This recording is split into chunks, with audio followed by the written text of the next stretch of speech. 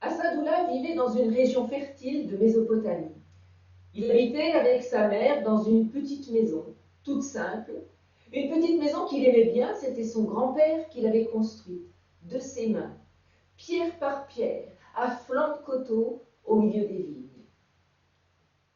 Devenu adulte, Assadoula s'était mis à cultiver des vignes, des arbres fruitiers, des oliviers. Il n'était pas très riche, il le soulignait assez souvent. Il n'était pas très riche, mais il n'était pas pauvre non plus. Il menait une vie simple, modeste.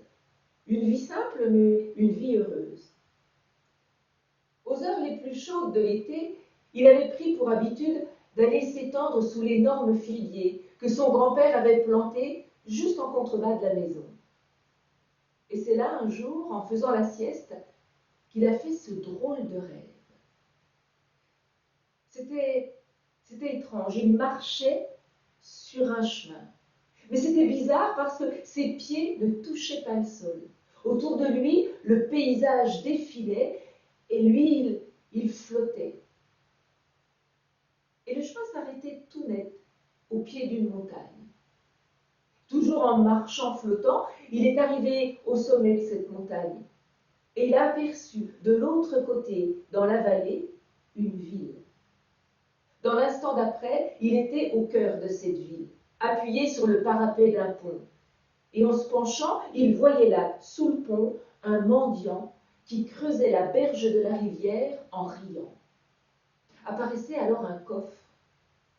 Le mendiant sortait le coffre de terre, il l'ouvrait, et dans le coffre, il y avait un trésor absolument fabuleux. Et le mendiant riait toujours. Le temps de descendre du pont, tout avait disparu. Le coffre, le mendiant, le trésor. Alors Assadoula se mettait à gratter la terre avec ses mains. C'est à ce moment-là qu'il s'est réveillé, sous son figuier, trempé de sueur. Et ce rêve, Assadoula l'a refait 3 fois. Alors la 3e fois, il s'est dit que ça n'était pas le hasard, qu'un trésor, qu'une autre vie peut-être l'attendait ailleurs. Alors un jour, il s'est décidé. Il a rassemblé ses affaires dans un baluchon. Il a rassemblé ses maigres économies. Il a dit au revoir à sa vieille mère et il est parti. Et ma foi, le chemin a été beaucoup plus long, beaucoup plus difficile que dans le rêve. Et un jour, il est arrivé au sommet d'une montagne.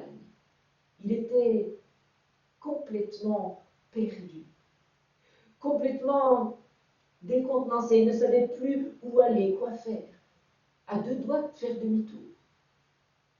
Quand au détour du chemin, il a aperçu là-bas, dans le creux de la vallée, une ville.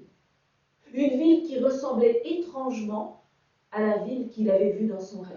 Oh, ça lui a redonné du courage. Il a marché tout le reste de la journée et la nuit suivante aussi. Et au petit matin, il était là, sous le pont. Et sous le pont, il y avait un mendiant qui dormait encore. Alors il l'a houspillé. « Allez, va-t'en! Allez, sauve-toi d'ici, allez, réveille-toi, va-t'en !» Et Assadoula s'est mis à creuser la berge avec ses mains, avec des morceaux de bois charriés par la rivière. Et le mendiant, il était monté sur le pont et il riait. Il riait exactement comme dans le rêve, sauf que cette fois-ci, en riant, il disait « Ah ben, sûr que je fiche le camp d'ici. Et toi, tu peux rester là pendant des siècles si tu veux, à creuser sous ce pont. Mais si tu cherches un trésor, mais tu perds ton temps, mon pauvre vieux, tu perds ton temps. Moi, le trésor, je sais où il est. Je l'ai vu dans mon rêve. Dans un pays loin d'ici, il y a une petite maison en pierre, à flanc de colline, au milieu des vignes. En contrebas pousse un énorme figuier. Eh bien, c'est là qu'un jour, un vieil homme a caché un trésor.